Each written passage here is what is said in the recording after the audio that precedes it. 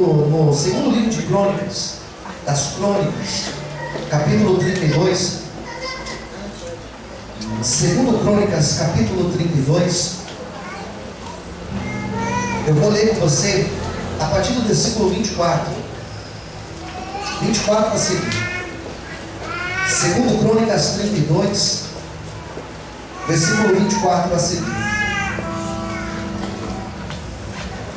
Quem já encontrou, diga amém. Vamos ler. Preste atenção na leitura. Naqueles dias, Ezequias adoeceu de morte e orou ao Senhor, o qual lhe falou e lhe deu que diz aí? Isso. 25. Mas não correspondeu Ezequias ao benefício que se lhe fez. Agora tem explicação.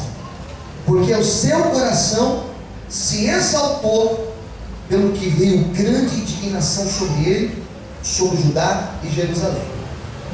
26. Ezequias, porém, se humilhou pela soberba do seu coração, ele e os habitantes de Jerusalém, e a grande indignação do Senhor não veio sobre eles nos dias de Ezequias. Teve Ezequias riquezas e glória em grande abundância, e fizeram-lhe tesouros de prata e de ouro, e de pedras preciosas, e de especiarias, e de escudos, e de tudo o que se podia, o que diz aí? Qual é a palavra? Se podia o quê? Desejar. Também armazéns para a colheita do trigo, e do mosto, e do azeite, e estrebarias para toda a casta de animais, e currais para os rebanhos. 29, preste atenção. Edificou, repita comigo, edificou. Isso. Edificou também cidades, possui ovelhas e vacas em abundância, porque Deus lhe tinha dado muitíssima fazenda. Também o mesmo Ezequias tapou o manancial superior das águas de Gion, e as fez correr por debaixo para o ocidente da cidade de Davi. Olha só o que vai dizer agora. Porque Ezequias, o que diz aí? Mais forte. Porque Ezequias prosperou em toda a sua obra. 31. Contudo, no negócio dos embaixadores dos príncipes da Babilônia, que foram enviados a ele a perguntar acerca do prodígio que se fez naquela terra, Deus o desamparou, para tentá-lo, para saber tudo o que havia no seu coração. Quanto ao resto dos atos de Ezequias, as suas beneficências, eis que estão escritos na visão do profeta Isaías, filho de Amós, e no livro da história dos reis de Judá e de Israel. Dormiu Ezequias com seus pais, sepultaram no mais alto dos sepulcros dos filhos de Davi, e todos Judá e os habitantes de Jerusalém lhe fizeram honras na sua morte, e Manassés seu filho reinou em seu lugar. Vamos orar? Feche os olhos. Deus, revela, Senhor, o teu querer e a tua vontade através da pregação desta palavra, Senhor. Estamos aqui sedentos para ouvir tua voz. Nós te damos graça em nome de Jesus. Todos digam amém? Aplaude e glorifica a Deus. Queridos, vou tentar ser o mais rápido possível. A história do nome que nós acabamos de ler fala de um jovem que começou a reinar aos 25 anos de idade. 25 anos, hoje em dia é um jovem. Naquela época não. Naquela época a pessoa de 25 anos era adulto, já estava no final da vida, para você entender. As pessoas elas não viviam tanto como hoje. Mas Ezequias viveu bastante. Viveu bastante por uma intervenção de Deus. Ele começou a reinar aos 25 anos, e ele reinou 29 anos em Judá. 29 anos. E a história desse rei era uma história interessantíssima. Essa passagem que eu acabei de ler junto com você Essa mesma história, ela está contada no segundo livro de Reis, capítulo 20. E também a mesma história, ela é citada no profeta Isaías, capítulo 38. Aí já começamos a pensar o seguinte: por que a história de um homem, por que a história de vida de um homem é tão importante que 3 escritores tiveram a mesma preocupação, relatar a vida desse homem? Por que nós encontramos em 3 livros, por que nós encontramos em 3 momentos, por que nós encontramos 3 visões sobre a vida desse homem? Não foi ele que escreveu, não foi Ezequias o dono da escrita da sua biografia, não foi uma autobiografia, não. Foram 3 pessoas com 3 óticas diferentes que falaram sobre ele. Então você concorda comigo que a história desse homem não é uma simples história? Nós não estamos lendo a história de um qualquer, não. Nós estamos lendo a história de um homem que a vida dele marcou uma época. Nós estamos lendo a história de um homem importante. Se escreve sobre pessoas que foram importantes, porque até hoje se gasta papel e caneta para se escrever sobre Cristo, porque Cristo, ora, é importante. A história de Cristo, a vida de Cristo, os relatos sobre Cristo, eles são importantes, e por isso que até hoje se gasta papel e caneta para se escrever sobre ele. Pois bem, já falei que Ezequias foi importante. E por que ele foi importante? E por que o que mais se fala sobre ele não foi do seu início, não foi do meio da sua vida, mas foi no final da sua vida? Porque é interessante nós observarmos o final da história de Ezequias. Quando você vê o final da história de alguém, você está vendo o resultado de toda uma vida. O final da escolha, ao final da vida de alguém, mostra todas as escolhas que a pessoa teve durante a vida. E conforme for o final da vida dela, você vai saber se ela fez boas escolhas ou se ela fez terríveis escolhas.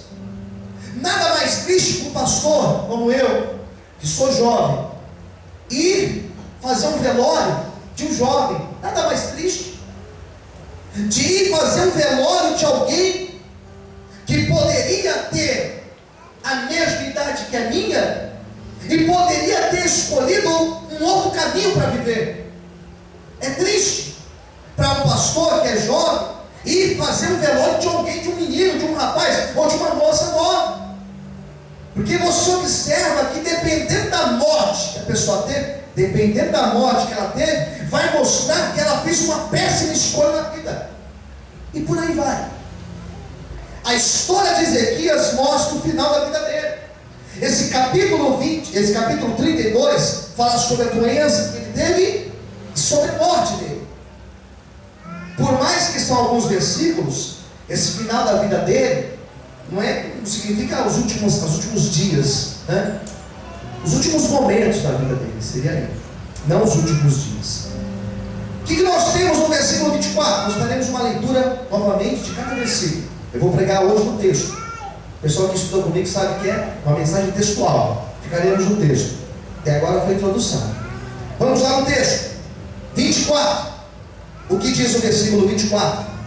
Naqueles dias, Ezequias, ele adoeceu de morte. Ele orou ao Senhor, o qual lhe falou, ele deu um sinal. Quais informações que nós temos nesse versículo 24? Primeiro, fala de dias. Que dias são esses?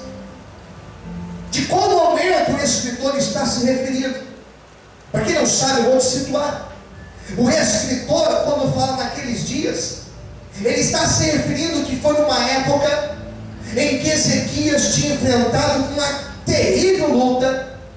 Ele tinha enfrentado um terrível levante de um rei assírio, chamado Senaqueribe. E esse rei assírio, ele era uma força terrível. O poder de guerra desse rei era algo terrível, temido naquela época.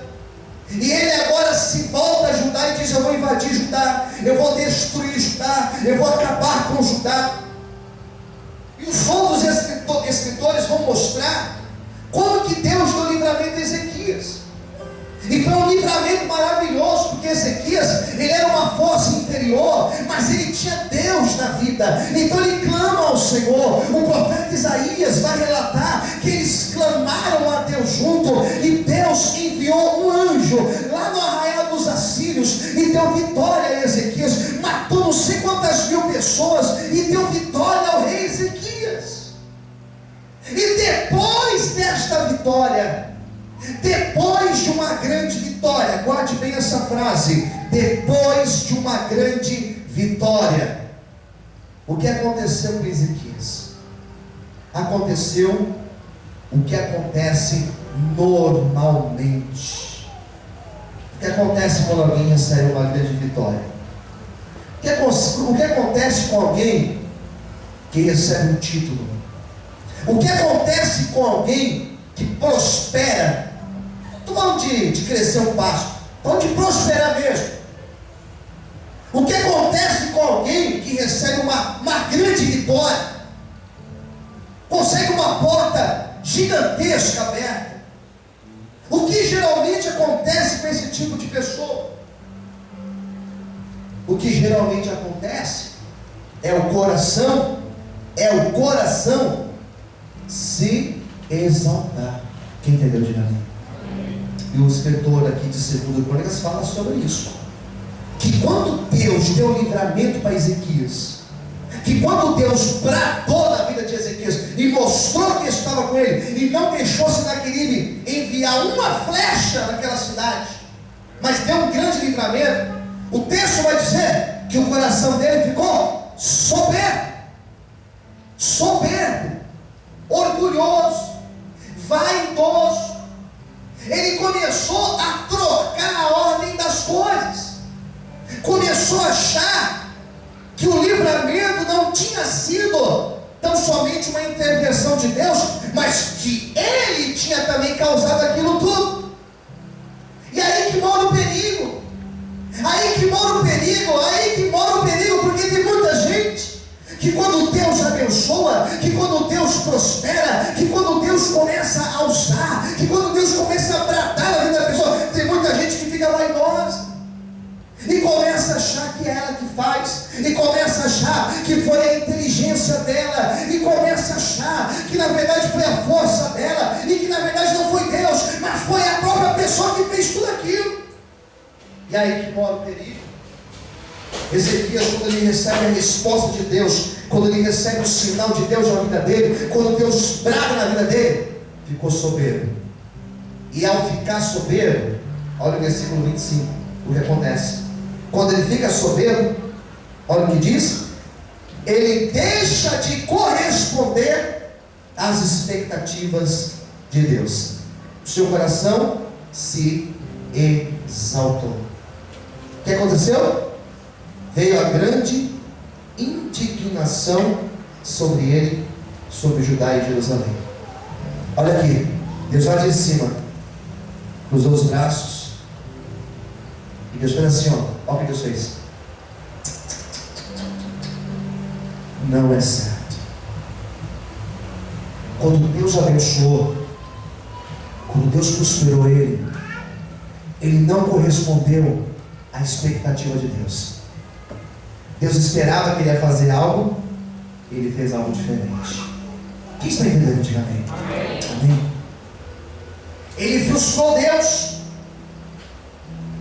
E você fala, pastor, mas Deus não é onisciente, Deus não sabe o hoje, o ontem, o amanhã, Deus não sabe tudo. Sabe? Acho que Deus sabe. Mas Deus olhou para Ezequias e falou, não. E a Bíblia vai dizer que a indignação de Deus veio sobre ele. Aí o negócio fica estreito.